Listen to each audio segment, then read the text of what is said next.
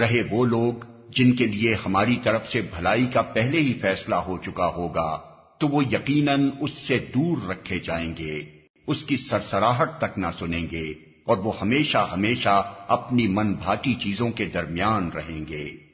وہ انتہائی گھبراہٹ کا وقت ان کو ذرا پریشان نہ کرے گا، اور ملائکہ بڑھ کر ان کو ہاتھوں ہاتھ لیں گے کہ یہ تمہارا وہی دن ہے جس کا تم سے وعدہ کیا جاتا تھا۔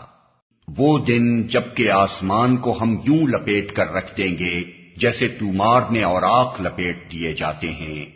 جس طرح پہلے ہم نے تخلیق کی ابتدا کی تھی اسی طرح ہم پھر اس کا اعادہ کریں گے۔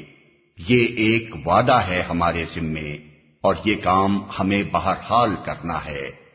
اور زبور میں ہم نصیحت کے بعد یہ لکھ چکے ہیں کہ زمین کے وارث ہمارے نیک بندے ہوں گے۔ اس میں ایک بڑی خبر ہے عبادت گزار